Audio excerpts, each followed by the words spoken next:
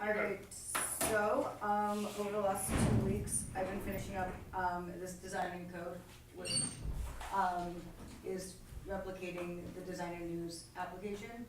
So this is calling to the Designer News API, and I've got Sam going, wait, which really makes me happy, and then you can go here. I still have some weird bug that I don't really understand, so when I try to the replies, it's like doubling them up here, which I find super strange, and that is something I need to investigate, because I really have no idea why. So you see amazing, and when I double it up, I get another, I don't know what's going on there, so that's something I need to look into. Replicating it? Is that what's happening? Yeah, yeah. Oh. But only for the replies. These ones, it's happy. So I don't really know what I've done differently, but it's definitely, it's clearly an error somewhere in my code. So I'm just gonna have to go through that. Okay. Then what I've done, so that's the design code thing that I've been working on. And so I think I showed you guys last week, I tried to make this with Firebase, to connect it with Firebase. And so that's what I've been doing over the last few weeks now. You can see that my design is completely gone, and I have to go back to designing code to redesign, but I can log it, or I can create an account, and I can see that it was created, and then I can log in, and it will take me to a new page. And then on my Firebase, I was number 16, so it's coming up here, which is pretty sweet. I need to work a bit more on auth. And the other cool thing that I've found, or that I've been investigating, is how to get this top bar in with the tab view, which was kind of tricky for me to figure out, and I've done some weird, here I've tried to trick it so that I can have that cool blur view.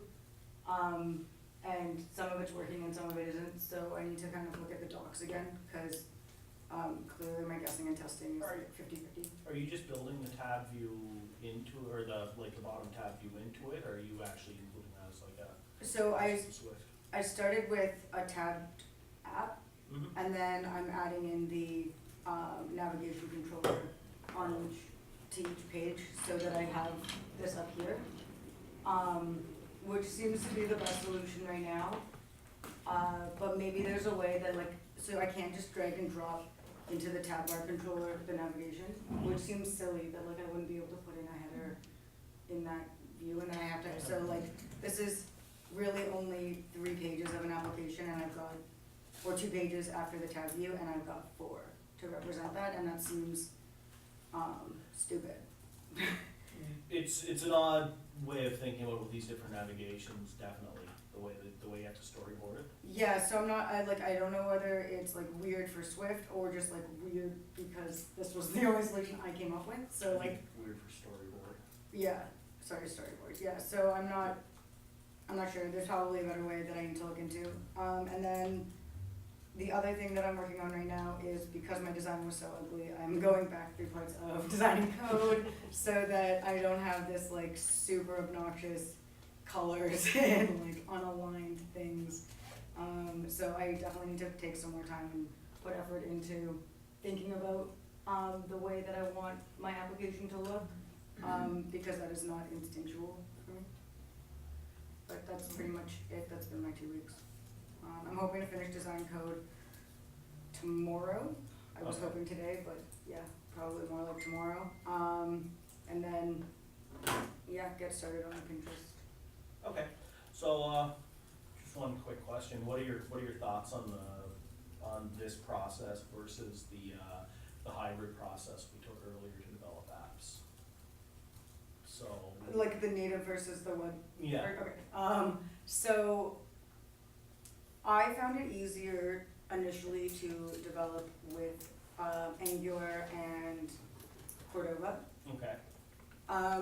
Meng, who is now one of my idols, clearly believes that developing in native is better. So by extension, I have a belief that this might be better. Okay.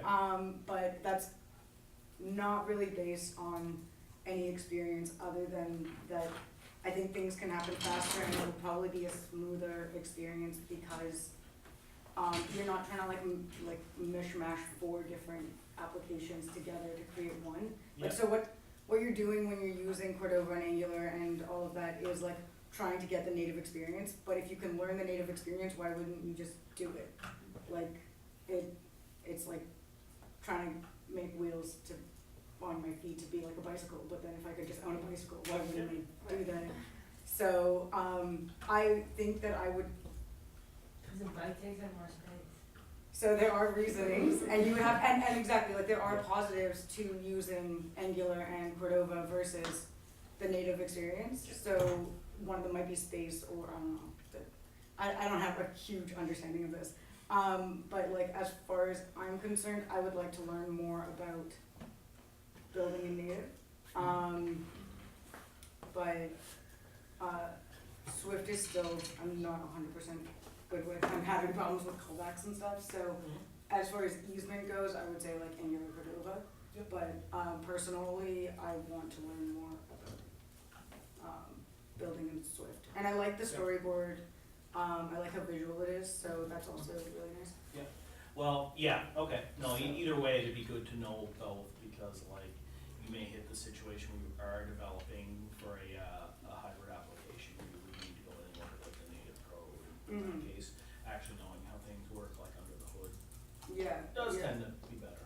Yeah, one of the things that, and I don't actually, I'm not gonna say it because I don't know if it's true. But I would like to have a good understanding of how things are working in both realms. So if you're asking as far as like where should we go next, I would like to do one more Swift application. Okay. I know that the next one's gonna be a Linear Stack, which I'm keen to learn, but I would like, if we're taking tallies, to do one more native app. Okay. So you'd like, okay.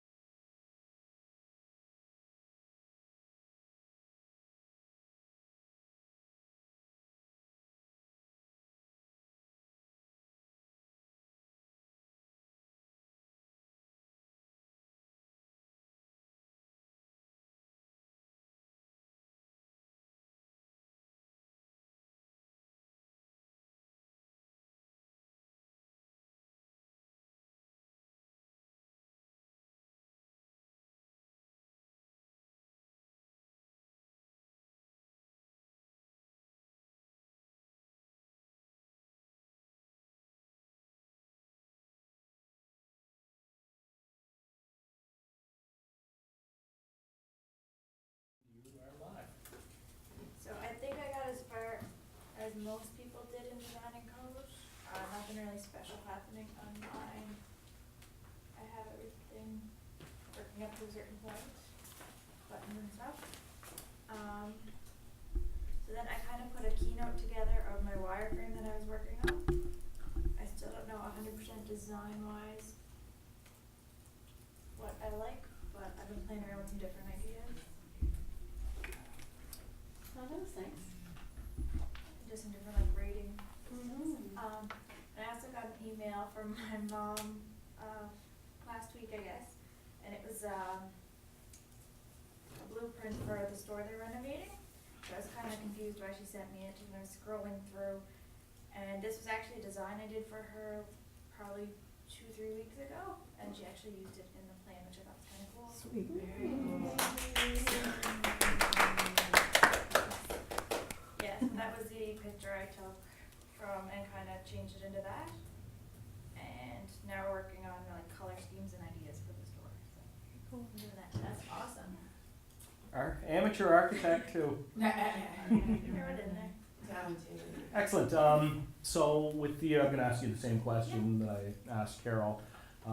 So what are your thoughts and feelings towards a native app versus the hybrid app that you worked on earlier? What's your I like preference? this better. Okay. Why? I think it doesn't remind me of Sketch, but I like the layout Okay. kind of more. Same with the storyboard. You feel it's a little more hands-on and less code doing the Yeah. storyboard? Okay. Yeah. And on the 13th of June, I think Carol's coming with me. We're doing Android apps. So that'll Oh be yeah, I'm pumped. Yeah. That's awesome with Ardell. So you're actually learning to build in 5 Java? hours. I have no idea. If you're learning through Ardell, it's probably going to be native. So It says make your own Android app, and it's from 10 to 3. So Yeah, I'm hoping I Cool. can follow it. It's for like 8 to 12 year olds. So yeah, we'll be fingers learning that crossed. too. okay, excellent, very cool. Good job, Aaron.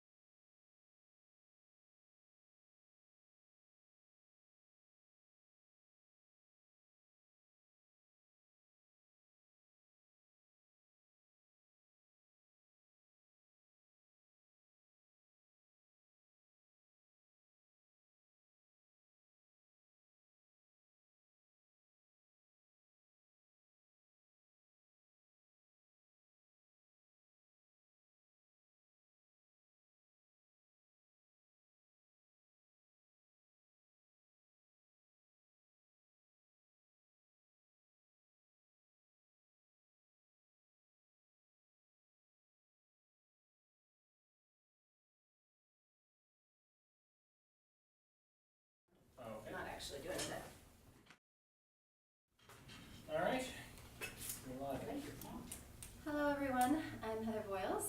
Happy Monday. A lot of what I shared today in the stand-up is was more of a progress report on what I've been doing with Benefactory the last few weeks. But for the sake of the presentation today, I'll just reiterate the key points for leadership looking at these presentations.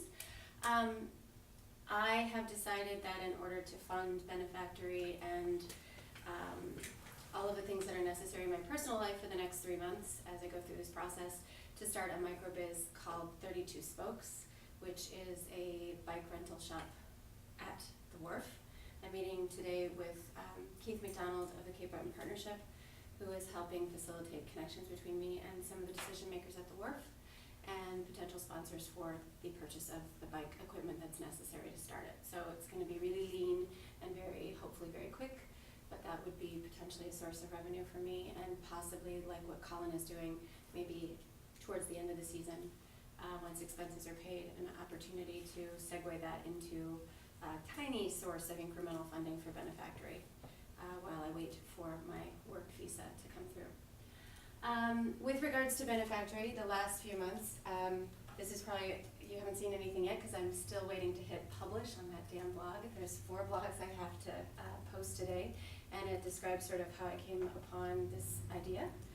I'm really wrestling with blog posts being self-indulgent, like when you want to tell the history or how you're inspired by something and what you think your idea will do. It's hard for me because I feel like I'm just purging all of the things about the idea that are interesting to me, but I want to make sure that it's interesting to everyone else. So hopefully I'll have that done today. With regards to Benefactory and the progress I've made the last few weeks, the biggest, most exciting thing is that I have an ally in Chicago. I mentioned this before, but this is advancing, and we're kind of to the point where we're validating even more than I thought that we would be able to with the agency community in the US. So my background's in marketing, and the agencies that I've worked with, key influencers there, primarily brand managers, are very interested in testing the MVP when it gets built. So I'm sort of onboarding them, introducing them to the process slowly, without giving away too much information, and getting them sort of signed on board officially to play around with the platform. And then also they're hopefully going to be helping me decide what the value, since there's not a traditional price structure to use Benefactory, they're helping helping me gauge whether or not a larger percentage of their marketing budget would go into a platform like this, or what they would be willing to pay for it on a daily basis, since the experiences change daily. There's 365 of them a year, and each experience changes daily, so I have to figure out, what potentially the market value is, so that I can start putting some financial projections together. So, I've been moving that along, as well as defining sort of the marketing positioning and how I'm communicating it to both the brand managers as well as the end users. And then I'll be able to put that information into my final deck, and that's the deck that I really want to get up here and record, so that I can send it to Parmjot and Jeff and to other people who are helping me, and get some feedback on how to move this thing forward. All that's happening simultaneously while trying to figure out what parts of the MVP I have the capacity to code myself, and what parts of the MVP I would actually need to hire a programmer to complete. So that's Benefactory in a nutshell, and what I've been up to the last few weeks. I just reached out to Danielle because I do think that I want to start generating some early buzz for the concept of Benefactory, and so I'm going to be issuing a micro press release on that, just to help with some of the future funding efforts in the next 2 or 3 months. I'd like to just try and get some people interested in asking some questions about what it is and what it could do for them. So that's about it. Any questions? Sorry, I know that's a bit redundant, but from this morning. Perfect, thank you. Oh, that is my font. I like that. That's my font. Did you make it? It is not a font that I made. However, this element here, I just got really lucky. This element here, this is a new font I just downloaded, but this element here is actually part of the design. So that's a very important symbol in the Benefactory user interface. So I got lucky. Thanks, great. Yeah, I like Looks that. real, looks really good. That was good. I dig it. I almost changed it.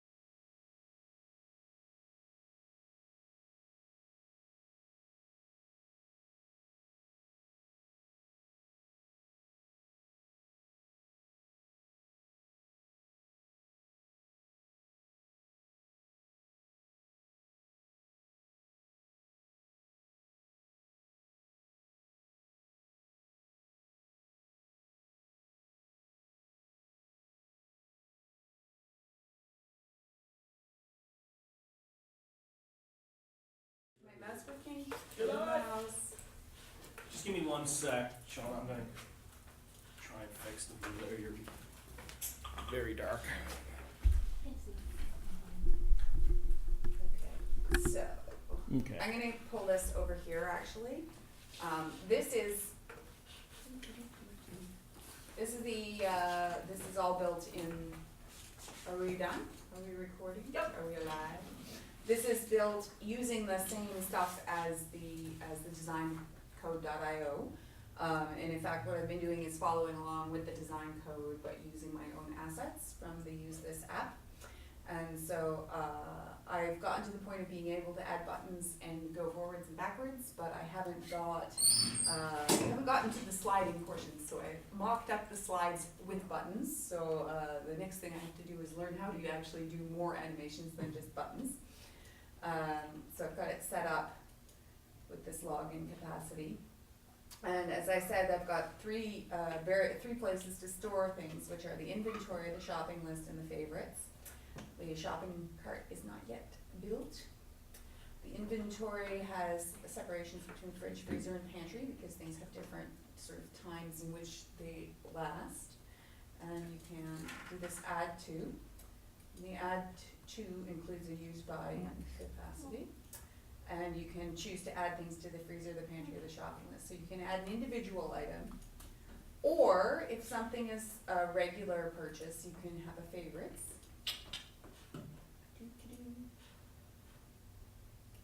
And the favorites works a little differently at the moment.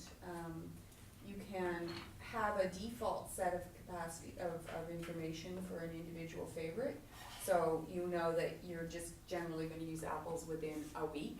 You can set that up and so each individual item in your favorites is going to have settings associated with it. And I know there's a way to get out of here. Where is it? There it is. And what that lets us do then is set it up so that there's a left swipe and a right swipe, and you can swipe left to add it to your shopping cart, and swipe it right to add it to your inventory. Cool. And so it becomes that simple if you've gone grocery shopping, and the interface with the shopping cart would be comparable as well for add to put them into inventory. So that if you've gone shopping, you can basically go need it. If you're going shopping, you can go, I need these things, and you can swipe down the favorites list. And if you've just gone shopping, you can go, got it. That's awesome. And so it makes it really easy to either use it for shopping or for adding your inventory without having to do each individual item. Yeah, that's sweet. I really like that. No, that's a very cool idea. I would love something like that for my own shopping list. But is there anything that indicates to the user that they can actually do that? I'm gonna have some kind of, I thought about having a bar across that wasn't actually a usable bar that went need it, got it. And I was gonna change the names actually so that they became, became like need it and got it or something. Okay. Or because I have to use this for the inventory and then get this for the shopping list. It would Use this, get this, Use got this, get this, got this, yeah, something like that. So it would that be works. cool if under the favorites you could also put in like recipes that you like. There's a like, whole it's- recipe component What's of gonna this happen there, and I that's, can totally see it as, it's gonna just take the inventory of what you have. Yeah. It's just gonna these are all the and recipes, you can do all the things, that's and then you exactly can go what through. it's intended Yeah. So you're to not making the have. same thing. So there's like a all the time. cookbook component to it That's that really I started, cool. that's what I spent You know what most of else I'd last love? week But on. there are APIs, aren't there? I am. There are, but they're either really hard to use or really expensive. Scrape it. Yeah, I looked at scraping Scrape it, eat it, got it, use it. yeah, Scrape and it, still got it. the magical, hey, put your recipes in here that everybody talked about, and I swear to God, this was what they were talking about in the 80s around this is why you want a computer in your house. We still haven't got it to the point that you can like take a picture of your cookbook, and we have we can do the image analysis and extract text from an image, but we haven't quite got to the point that people can say, these are my 6 favorite recipes, put them in my computer. That would be sweet because people love taking pictures of their food. They love taking pictures of their food. So as this goes along, I was imagining, other things I've investigated were, there is produce recognition software that's coming available, but it's really intensive, so you can't put it on a phone because it's really intensive image processing.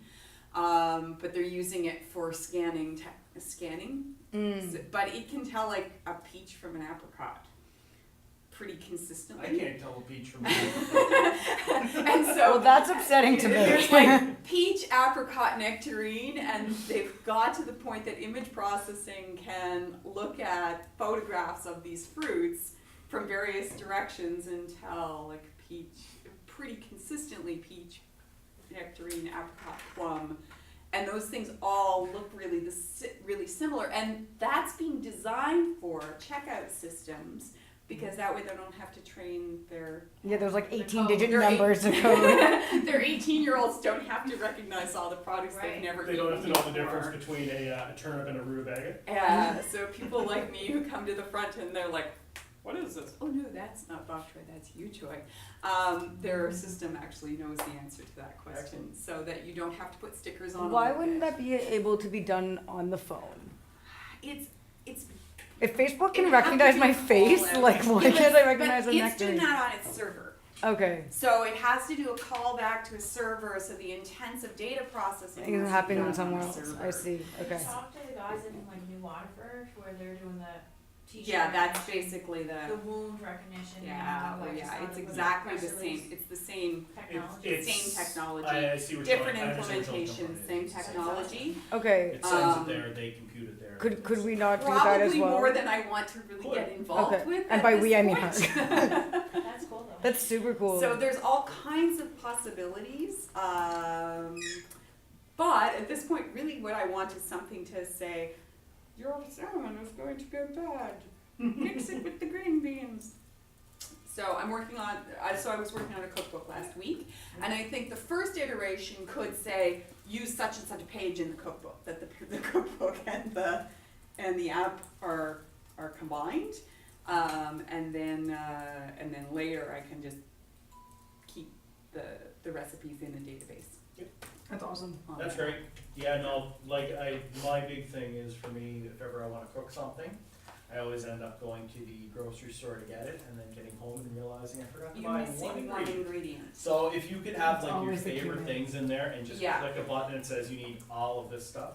And That'd be I've actually wrote a bit about the issues around meal planning, and people think they're going to want to try new things, but actually when push comes to shove, they really want to just make the same recipes over and over again. And they might learn one new recipe or two new recipes, but if you ask them to cook a new set of things week after week after week after week, it's too stressful.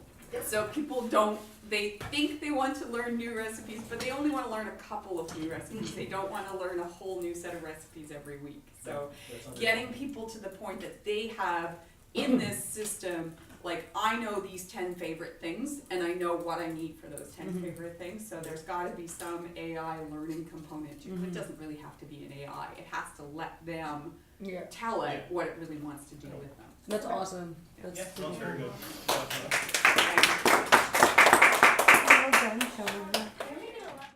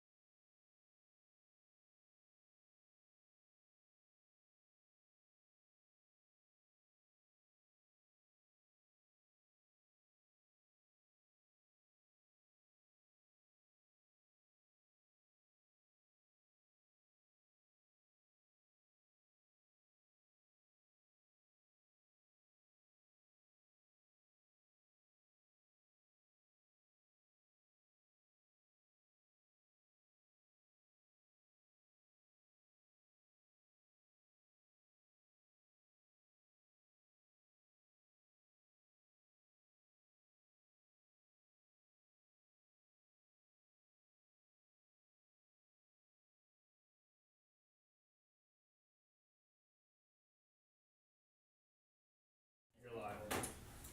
Hi, everybody. Hope everybody's doing good today. It's Monday, so that's always fun. I'm just going to show you where I am with my design project. Right now, it's, I'm pretty sure I'm where everybody else is. Well, not where everybody else is. There's a lot of people who are ahead of me. But I've got it sort of functioning. I've been working on the login screen with it right now, so it actually works as far as having input, but it doesn't really go anywhere because I don't have a database set up, so. I can just show you that it is functioning.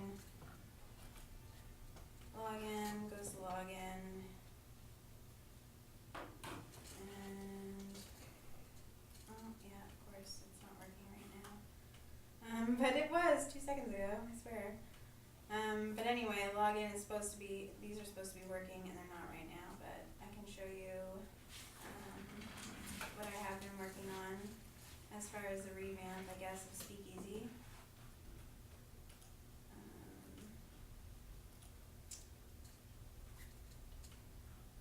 So still in sort of the ideation, I guess. It's a little bit more advanced than it was before. So login takes you to a timeline of events. So you can click on any one of them and it'll take you to a little synopsis of what's actually in the clipping. And then the date. So if you want to record, you go up here, date description. Cool. I love that. It's pretty simple, but it's an idea right now. So. I like it a lot. I would use that. I love that. So that's where Speakeasy is right now, and hopefully we can move forward with it. As soon as I get to the coding, that's where I get a little scared.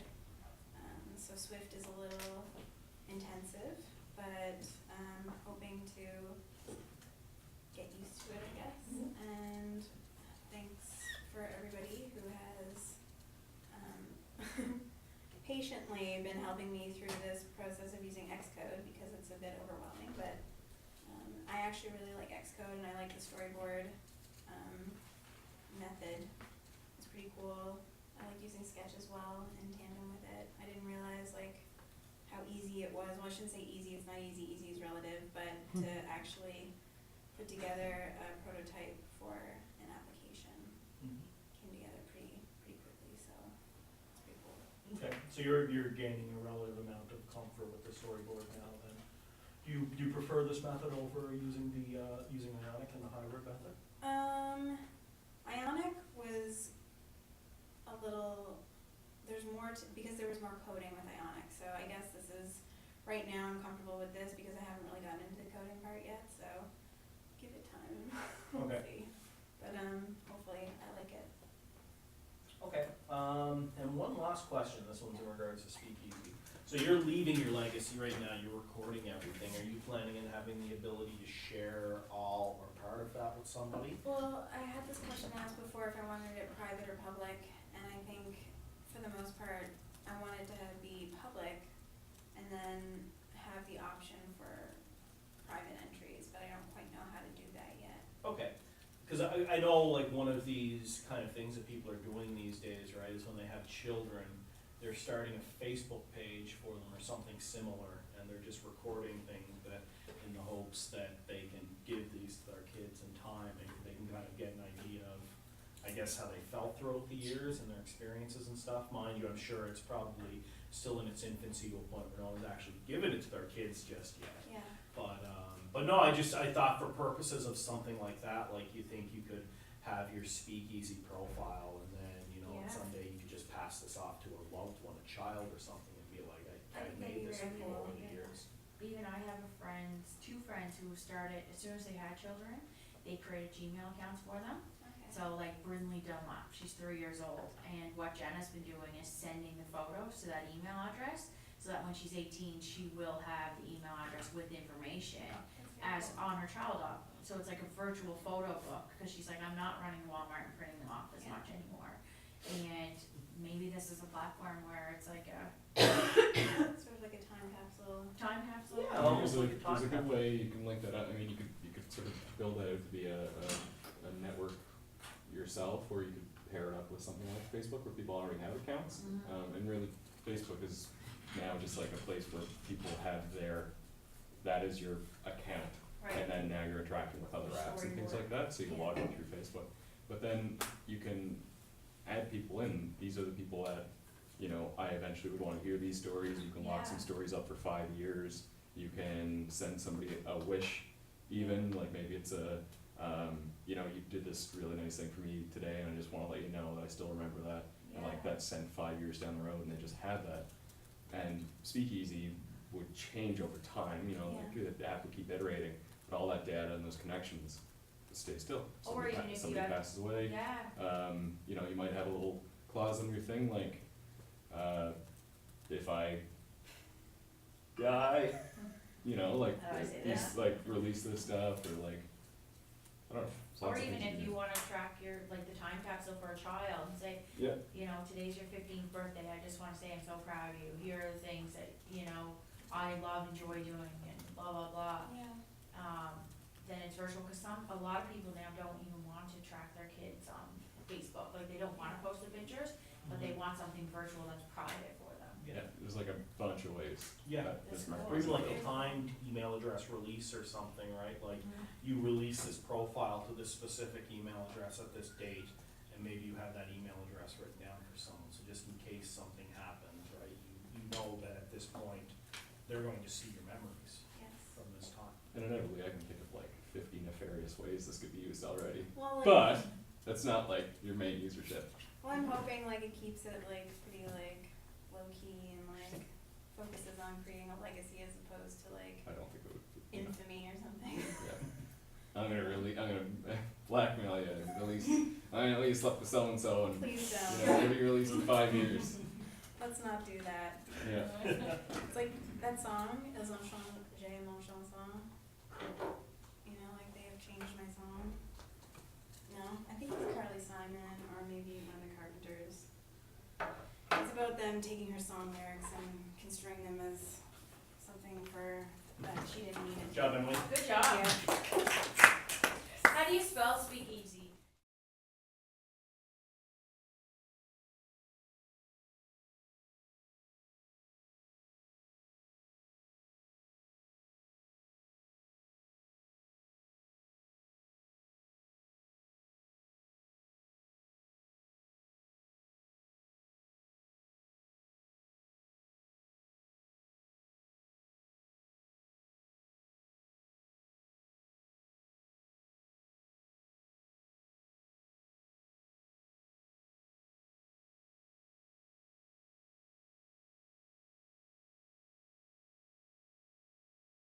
Okay, you're live. Great. So I'm as far along, I guess, next code as I kind of like wanted to go. I found it, you know, it was great, but it got to a point where I started to struggle.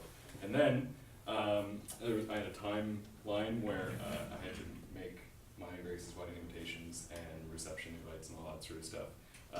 So I actually took some time last week, jumped off of the code stuff and just started working on graphic design work. And I worked a bit of template for Gray J? I love it. so this is the thing, is I kind of like, I took some of the things about, that we've been learning in the program, and I've been learning about branding and graphic design, and actually working on, let me see here, on like branding my wedding, which was kind of cool. So these are That's so like cute. our invites, and like nice and vibrant, and you're using a lot of different things, and then, you know, they're kind of cool, background, I guess. And so we're kind of using these themes of like geometric shape, and then I'll also show you too. So Gray J, like everybody's got if you're in a couple, you got a couple name, Bennifer, Brangelina. Brangelina. Sure. So Grace and AJ, we have Gray J, and the Gray J is actually a thing. You know, it's a whiskey jack. It's a Cool. beautiful little bird. And so one of my favorite illustrators and designers from the 70s, Charlie Harper, he did a magnificent series of birds, beautiful, beautiful bird drawings. And so he actually did one of the whiskey jack. So I thought it'd be kind of cool to use that iconography and put it into our thing. So I'm pretty happy with how that That's turned awesome. out. And then actually I'm building, and I started last week, but I'm building a website for people to go and do the RSVPs and all that sort of shit. So still got some work So to do, but cute. and that's gonna be smaller. I love it. There's a lot of things I'm working on there. And then through that, How pumped is Grace? yeah, she thinks it's pretty cool. She's like, we're gonna have the hippest anyway. That's awesome. So, and then Danielle actually consigned me to start working on another project for her brother and father and the family. And so I've been working through different types of fonts. I've been learning a lot more about typography and also learning more and more about Illustrator. It seems like every day I learn like another big key piece of Illustrator, which makes my workflow a lot faster. This doesn't look nearly as good as on this screen. I love the So third one. I'll have like better mock-ups pickups very soon. But yeah, it's sort of like an East Bay country market, so then you gotta go through all of the different things about what a country market is and East Bay, and like, are we going with sort of a more traditional thing? Are we going with like a baseball type of logo, or is it more of like a craft beer type of logo, or different shapes and different fonts and all these things to try to evoke different emotions when you think sort of a general store in a rural community. So I'm working through that stuff now, and there's a couple other graphic design stuff that came up. So it seems like I've taken, just in the last week, a little kind of a break away from code, although I'm still working on the Google custom search engine stuff, to really focus on what my passion is and what I think I'm going to try and integrate in all of my projects in the future, which is graphic design work. That's I awesome. can tell you this is your passion, like Yes. you are. You're Yeah. really, Love yeah, it. and your stuff always looks really good. Thank you. Yeah, I love it more than anything. No, Great, good job. Jay.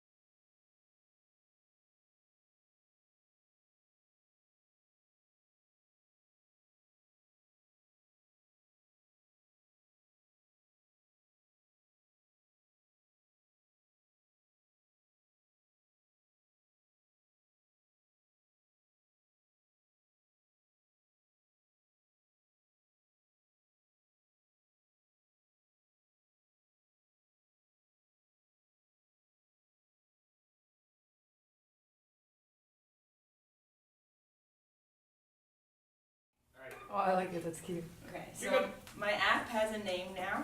It's Silly Fit, which is good because that domain is available and it was only $12.95. Extremely happy with that. And I think that the I looks better than the Y, so true Scotsman and saving money. I saw that. It's going to be a handheld app that details, I don't know how it's going to work just yet, but it will be a daily handheld app that, above all, I want people to be laughing when they use it. That's the most important thing, because that's the most important thing I get from physical activity. I've struggled with like body image and stuff in the past, and to just exercise for the sake of how you look, that's not a motivator. You have to go, like any kind of job or anything, like I think that it has to come from something that's more of a driver than vanity or money, and to me laughing and being with friends is most important in my life. And but to get people to recognize like traditional shopping versus online shopping, that's a way that we've become lazier as a society.